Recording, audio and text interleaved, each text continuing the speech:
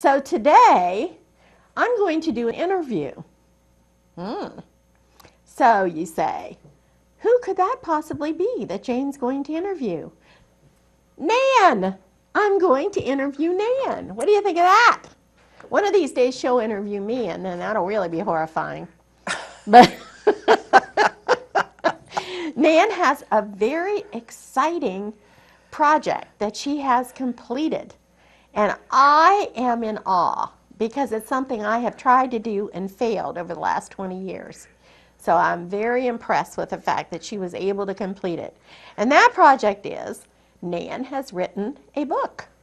And she didn't just write a book. I mean, you know, that sounds like, oh, well, just dash it off. No, it's not just, me, I'm trying to write fiction. So that, mysteries to be exact, because you know how I love mysteries. We've talked about that a million times. No, Nan has written something that is real from her experience in life. And I think that would be 10 times harder than trying to make up a mystery story. But maybe not. Maybe I'll take a leaf out of your book. And what do you think? Would it be harder for you to write fiction? Easier to write this? I'm never going to write nonfiction again. Ah. I spent, I don't know how much time in the library on my bibliography. I'm telling you, think twice before you do any nonfiction. And certainly school yourself in how to, from the very beginning, take down information on resources, because, well, the librarians at Ohio University could tell you that they got tired of looking at me because just there all the time. They're like, oh no, not her again. Well, you were going to ask me how I felt about having published a book, remember? Yes, I do. I was getting to that. Okay, how do I feel? All right, Nan, how do you feel? She wrote me a script, and I guarantee you I'll never remember it all, so forget that. But having now gone through this experience, first of all, how long did it take? I would say about 10 years. Overall. And it's 438 pages. And how I felt, or how I feel about it is, one, I feel great relief that the thing is behind me. It's out. I can do something else now. So a part of me feels embarrassed because I think I showed myself too much in there, too much personal stuff. And so I kind of creep around. But I needn't worry because I sent out 2 press releases, and neither of which were printed, so nobody knows about it, so I don't have to worry about that. We'll have to go on YouTube and talk about your book and see if we can get it to trend.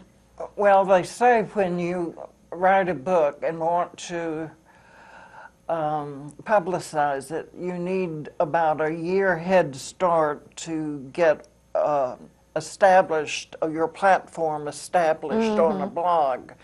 Well, it just happens that the last year I've been writing. Right, and right. I don't know. Can't do everything at once. But I do think that the audience may be interested in the fact that the book was entirely free, the printing. And it was through Create Space, which Amazon bought, and it's very easy to publish a book free. Well, that is interesting. And this is kind of a local, this has a local story, and I'll kind of show you the, there's the picture on it came from Sarah Herman, an artist in Nelsonville. I stumbled across it because Alex Ross videotapes Final Fridays every month, and I saw that picture, and actually that is from a video slide that I saw and grabbed. So Alexa and Sarah were both involved in that. Well, Okay. let's get back to writing this book, Nan. Okay, let me tell you that part of me is satisfied that it is not getting publicity, because actually it's on an unpleasant topic and I don't think people would really enjoy it anyway. But in fact, the first assistant that I hired to help me refused to read it. Oh, for heaven's sake. And actually, the title may mislead people because much of it is educational. For 12 years, I treated sex offenders in a state prison and learned an awful lot, and amongst those were incest offenders, and I was startled to realize that they really don't think that incest is damaging. They really don't. And so when I retired from the prison system, I decided I wanted to write something to give the public a chance to gain some knowledge. For example, one of the wives told me that they lived across the street from a playground, and she said she wasn't letting him go to the playground yet. There's no yet. There's no yet. Sex Exactly. offenders should never be alone around children, period. Even if they're successful in abstaining, the attraction lasts, and they shouldn't want to be alone around any children. And what's even worse are the families that may let them go for a walk in the park to prove to themselves that they're not dangerous anymore. People don't want to believe that Uncle Henry or whoever is really a sex fiend or one of those or a pervert, because he's just Uncle Henry. And the fact is that sex offenders that I have met in the prison system are quite likable and quite believable, and you just have to watch out. Well, it's just like mass murderers, serial killers. Everybody says, well, he lived next door to me. He was a nice guy. You know, I can't believe he did that. So it's in two different realms of their lives, evidently. Well, if they're mass murderers or something, they know they're doing damage. But if they are, for example, a member of the family, something else that motivated me to talk to the public, although they're not going to listen probably, is the fact that parents have trouble talking about sex with their young children or with their children, and but they don't have trouble warning them about kidnappers. It's very rare for someone to actually kidnap someone, but it is anything but rare to be molested by a family member. And by the time they say anything to the child, it's usually about the child is about 9. And by that time, about half of the children have already been, that are victimized, have already been molested. It's too late. So, so I'll give you an idea about the content of my book, although you may not want to hear it. You can flip channels if you like. I do want to say that the assistant that stuck with me really saved my life. It was Shannon Stewart, and she did a whole lot because I'm quite poor at performing with computers, and she helped me, and a cousin who lives in another state copy edited it for me.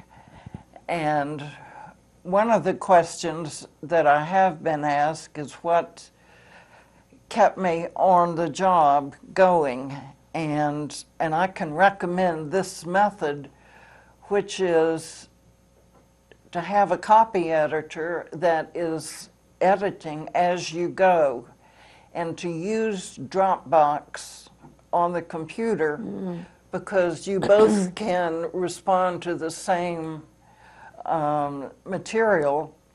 So when I write something and she corrects it or comments or asks a question, I have to tend to that, and then I have to give her something back to continue working. I did not want to do Dropbox. It was very the gutters and the all that stuff. But I was encouraged to stay on it, so I stayed on it.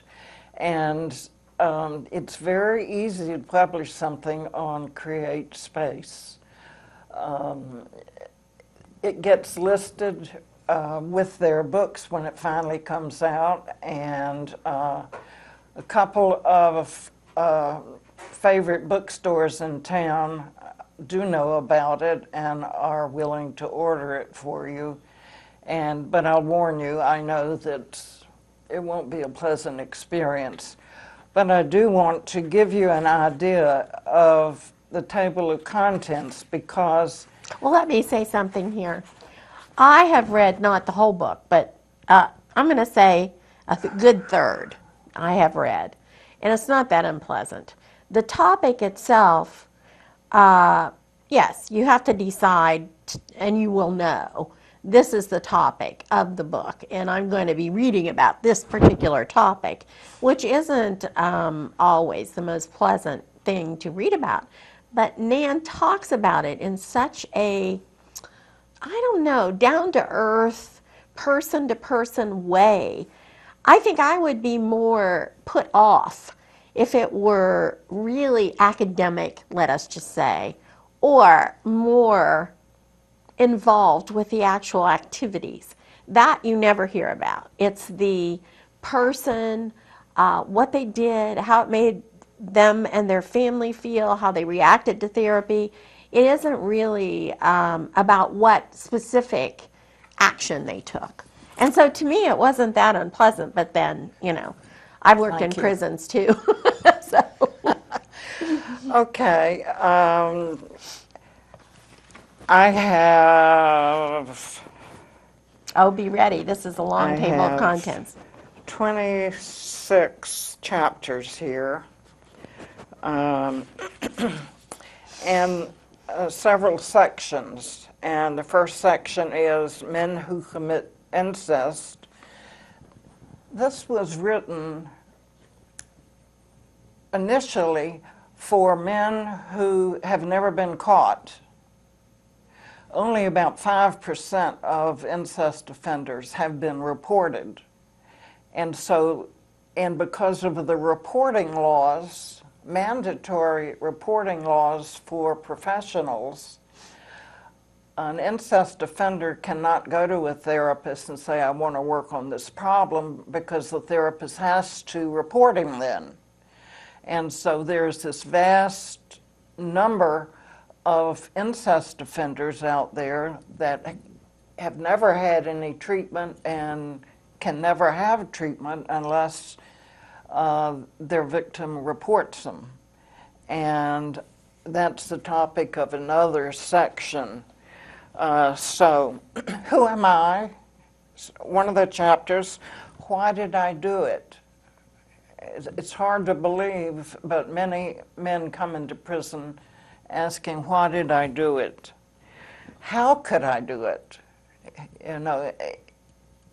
That's hard for many people to fathom, how someone could molest someone that they care about, because actually most incest cases are motivated by affection, believe it or not. And so if the offender can really accept that it's damaging, then they'll be much less likely to molest someone that they care about.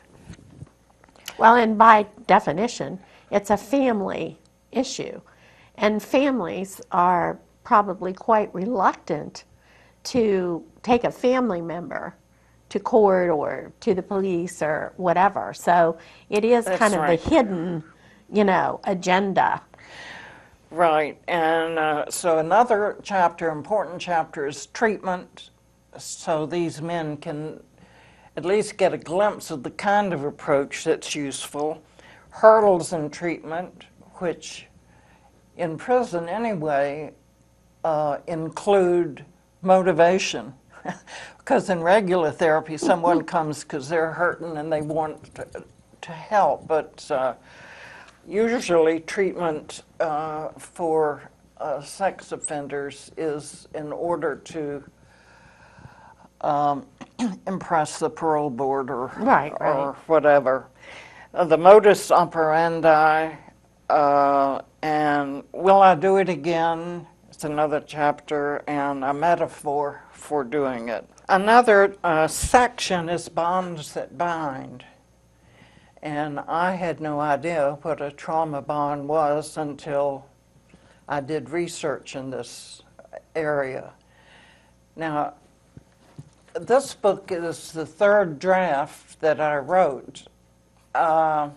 And the first two were just my story because I was a survivor, am a survivor. Because of the offender's tendency not to believe, I knew that my story could be easily discounted. That's just stuff. So that's why I went to the literature and waded through the literature.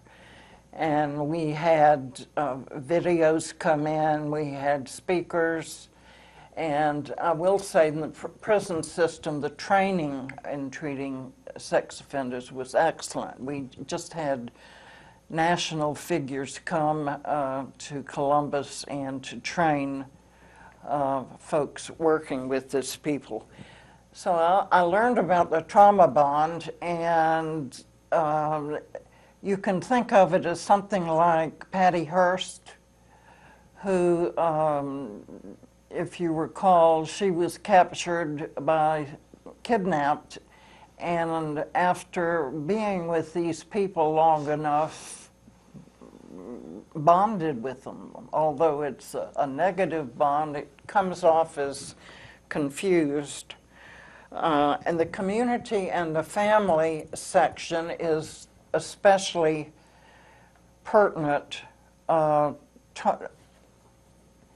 mentioned it a little while ago about wanting to trust and prove that you trust this offender that's gotten out of prison and come back by, letting him be alone with a child, which is, it's really, families do such strange things.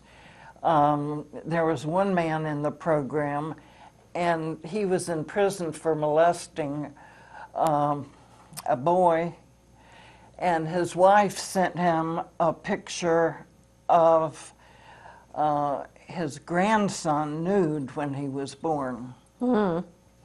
That's interesting you say that, because the wives, it seems to me that that's a whole nother book you could write. I have it here.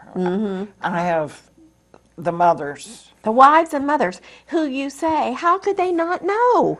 How could they not know? How do they blind themselves? They don't want to know. It's like women whose husbands run around for a long time and they just don't want to acknowledge that. Total denial. And that was one of the saddest chapters that I wrote. It's the mothers.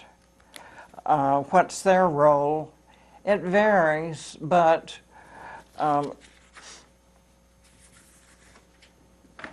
usually, almost always, the relationship between the mother and the daughter in cases of parental incest is awful, is really bad. And that, you know, I fell into such a typical pattern that it's, you know, I don't know, it just made me sad. And I look in the book into, I trace the background with my mother and decide whether she knew or not. I won't give away the secret, the answer. So protecting is one chapter in the community. How do you protect what's the difference between an adolescent sex offender and someone just curious, and the danger of telling other adults that a child has already been molested is just unbelievable. It sets many of their fantasies, ignites them, and I have several examples of people who heard about a child being molested and then turned around and also molested the child. Oh, for Pete's sake. So they say, well, it's already happened, so. Exactly. Why not me?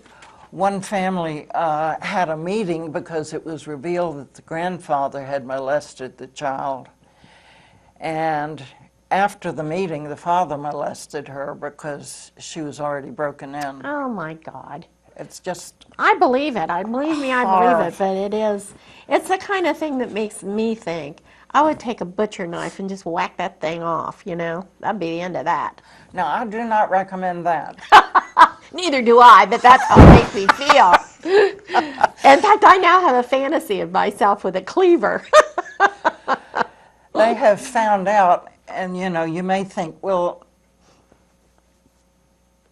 why would a survivor read this book? You know, that's doesn't make sense. But they have learned that survivors who have made some sense out of what happened adjust better than those that don't. Well, yeah. And survivors, including me, negated the impact. And once I started on the research, click, click, click, all these things started falling into place that I never thought of or saw. And incidentally, I will tell you that there's one possible selling point is that on the very last page of the book is a page that I wrote while the book was being proofread, and was a surprise to me as much as to anyone else. It's just a flip. But my process was going on all the time I was writing, and all the time, oh, and P.S., roughly the second part of the book is, or are, I don't know what to say, a journal that I kept over the years, and just touched upon the journals, but over the years I wrote my feelings, I wrote things that happened, I wrote things that I read about anything, and included drawings. And listed in my book I have 28 drawings from my journal over the years, including dreams. So, the fallout, the difficulties, the damage that incest does, and incidentally, the most damaging of all incest is the father-daughter incest. And very common is stepdaughter, stepfather. Well, that makes I sense. mean, just, so you Yeah. really have to think twice. There was one report of a grandmother who was widowed, and she had a bunch of grandchildren, and she got married, and every single one of her grandchildren got molested. And you know, that's the horrible thing about all of this is that it's so predictable. You could almost think for yourself, you know, oh gosh, if I do this, what's this man going to be like in interacting with my children and so on? You know, that's the horrible thing about it. It's almost so common that you could say, oh my God, you know, this might happen. Therefore, I have to be uber ultra careful about any male figure that I bring into this family. And lots of women, lots and lots of women are lonely, unhappy, sad. You know, they want male companionship. That's all very understandable. So it's kind of like one of those things. How do you resolve this issue? And it's a sad thing about human nature. We talked about how could the mother not know. They don't want to see, they don't want to accept, they don't want to. One of the important chapters in here has to do with the powerlessness experienced by the survivor, because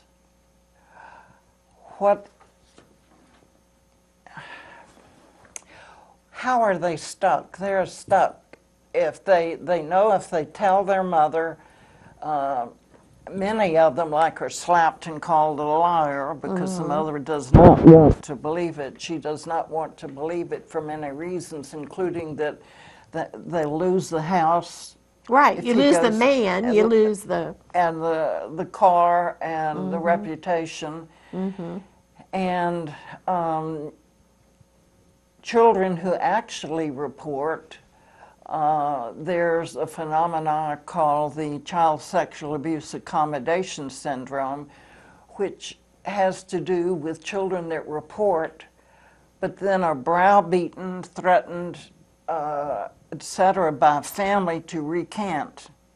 So that goes in some records as false accusation, when it's just the child being afraid, family being very angry at them for sending daddy to prison, and the guilt that the survivor experiences with daddy going to prison. They usually don't anticipate that everything that will happen. There was a young man, fairly young man in our program who died in our prison, and he was in our program, and someone had to call his wife and tell her that he had died. And they said in the background they could hear screams of anguish by the victim hearing that he had died, and she has that guilt too. It may be interesting that I do not recommend whether victims report or not. That's too big a decision for me, but I give some clues or suggestions how to get out of that situation. But I don't know how many young people have suicided and not left a note because they were stuck in this bind. The bad outcomes if they tell, the bad outcomes of continuing in that situation. Well, and especially I would think if you had younger siblings, you know, that would be victims. What do you do? Yeah, I did know one survivor who stayed at home to protect her younger sister. But the strange, ironic fact is that many teenagers who successfully run away from an incestuous condition that maybe their father has told them it would drive the mother crazy. She'd be put in a foster home, blah, blah, blah. They managed to run away, and then the police Take them back. happily and return them to that situation. It's just powerlessness is one of the damaging effects of incest. And it's just a mind blower for victims. David Finkelhor came up with several of the damaging effects of incest, especially father-daughter incest, and they include powerlessness, damaged goods. The person feels they're different from everyone else in the world. This couldn't happen to anybody else. Right. Must be something wrong with me. And the perpetrator may feed into calling them a whore or something like that. Well, any secret like that, any big secret like that, horrible thing that a child knows and can't tell is always going to be damaging. And it just draws the child and the mother even further away, because the mother is usually thought of as somebody you can go to in trouble, and if you have to keep a big secret from your mother, then that is difficult. One of the most harmful things, effects of the incest, is the sense of betrayal. And part of that opus operandi, how the fathers do that, is with something called grooming, where they tighten the trust and the relationship with the daughter, usually the daughter, and then when the daughter is ripe and very trusting and very close, feels very close to the father, then they start. So it's just a... So it's I think sometimes people think, oh, it just happened. But it didn't just happen. It's intentional. Right. Intentional behavior. planned. And that is something you have to think about. I think sexual things that happen between children or young teens, curious exploration, okay, that's probably spur of the moment, whatever. But for an adult to deliberately cultivate a relationship with a child with the long-term goal of molesting that child, that makes it even more horrible to me. I mean, it's like, what? That's just the worst thing, the worst part. And that the betrayal is something that later in life obviously is going to affect relationships. Well, yeah. Yeah. I see why people move to California or wherever they go and get as far away from their family as they can and hardly ever see them. How could you bring your children to this house, to this man on a holiday? I mean, come on. No way in hell would I ever do it. So I can see how this is a really horrible position to be put in, because this man is your child's grandfather. And it's like, it's blowing my mind just thinking about it. It has seemed to me, and it's not a large number, but just what I've observed, is that a child who has been molested by their father often does not report. But when he, in turn, later molests the grandchild, her child, then she's just so ticked off, she's just going to, put him away. And many grandfathers, well, not all grandfathers. Not mine. But it's not unusual at all. And one of the most debilitating things, and they find out from adult survivors of child sexual abuse, is the effect on the victim's sexuality and sexual relations in later years. Oh, yeah.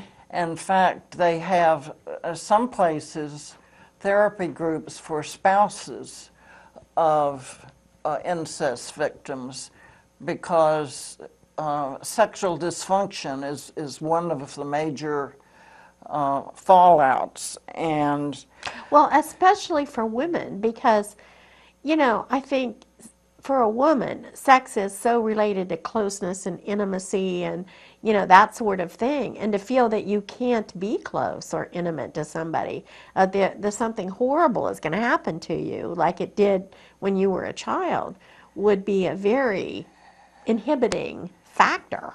And they have, the diagnosis of PTSD has been given to a number of survivors, and dissociative disorders, which used to be called multiple personalities, and borderline personalities. They find sexual abuse in the background of many of them. But this additional damaging effect has to do with traumagenic sexualization. The father introducing the child to sex before they are developmentally able to process. There are a number of developmental hang-ups that children can't go through because of what's been done to the normal development. And I added another effect, which is the monkey wrench effect, which has to do with the age of the child where they're first molested. They have found out that Rorschach's, that's the ink blot test, can distinguish between children who were molested before 9 and years old and after 9. Now, if you can imagine looking at ink blots, they can predict that. And that's that is amazing. Really, and that's such an antique, you know, form of diagnosis and treatment. When I was taking counseling classes, you know, we did a little Rorschach thing, and I'm like, looks like a bat. You know, I don't know. It doesn't look like much to me. But I was astounded to see what some people, it's projection, obviously. It's not there. It's an ink blot. But some people projected onto that ink blot. It was fascinating. That's another book. But I can imagine not that. from me. Me neither. But I can imagine if you're carrying this load, you know, and you get a chance to put some of it off, why not on an ink blot? It's certainly not threatening. It's not kind of a thing that you would imagine what could hurt you. So I could see, you know, how that would happen. So what do you know, what is the difference in their perceptions of the ink blot between child and, let's say, younger child and older child? Well, one of them is the oral stage, the need, the hunger, and the younger. Oh, okay. And in the older, it's more anger that comes out. That's what I was thinking. The whole time I was reading this, I was thinking how mad. I would just have been furious. I would have just been, what the heck? Ah! I can't believe this. I would have been so mad. I think I'd have had a heart attack, you know? It just makes me mad to even think about it. As a mother or a survivor? Both. If it had been done to me, or if I found it had been done to a child of mine. Anger, fury. No, not anger, fury. I would have become one of the Greeks, speaking back to the Greeks, one of the Furies. I mean, I would have wanted to kill the person. Well, just kill him. That is your projection because True, of course. survivors, they have been groomed. They're in a very close relationship. Many of them don't even know what sex is or what parts, the body, the reproduction. Yeah. They don't know from nothing, and they have prematurely been exposed to sex in many forms before they are ready for it. They don't. Right, they don't have enough awareness of what's happening to them to be angry about it, I'm sure. I'm angry as an adult, thinking about this. But then I I tend to get angry about stuff, so I don't know. I mean, I have no way of knowing how I would have reacted to this, but I think that it must be rare for a child to go, oh, get away from me. It must be rare because this seems to be something that these men rely on, that the child will not act like that. Well, see, the parents haven't warned them almost. They're recommending now not just to say, beware of strangers. Yeah, stranger danger. Yeah, and this is what's permissible touching, and watch your friends, your friends, people that you know. In fact, as far as incest is concerned, they have it divided into blood and non-blood incest. Oh, yeah, that makes sense. And non-blood incest, things like Boy Scout leaders, a favorite babysitter. Uncles. Yes, people who are in some kind of caretaking role, Yeah. teacher, Yeah. whatever. And in those cases, trust has been brought into the picture. Hard to imagine. I saw not long ago, well, it was several years ago, that some women were charged with raping a man. Oh. And that, you're laughing, but the fact is that the sexual organs are made to respond with excitement, and that's Regardless. completely separate from the brain or whatever. One of the things that many offenders, and it applies to many men, is not having patience with sensitive women. And I think that's why the guys really don't see the damage, because they don't recognize that one of the biggest conflicts for mankind is the conscience versus behavior. She wanted it. Oh. She got up and made that. She made that happen. Yeah. Yeah, she made that happen. I get it. For men who molest, the introduction is for men who molest and for other survivors and for the community and family. And for men who molest, I wrote, it is probable that you are much more than a man who molests. You may engage in good deeds, be a hard worker and good provider. Like an animal that has developed rabies, however, you become a danger to society and will be or are being treated as such when your behavior is discovered. Your contributions to society become invisible and you are a marked man. The condition may not be terminal, however. In fact, you are far from alone in the population. Most men who molest children have not yet been reported and convicted, nor have they been exposed to some of the information provided in treatment programs. You can learn to understand your urges and explore strategies for controlling them. That is, we don't talk about cure for sex offenders any more than we talk about a cure for alcoholics. But they can control their behavior. And one of the treatment strategies is doing a relapse prevention plan for their individual situation. And one of the recommendations for families is to remember that they are not cured,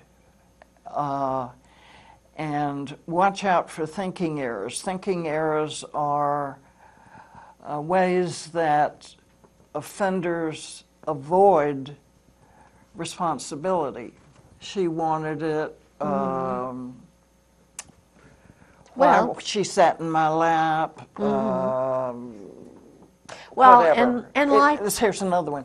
It wasn't really sex, and by that they mean it wasn't really intercourse. But the fact is that intercourse is the least frequent offense with children. Very good. congratulations. Thanks very much.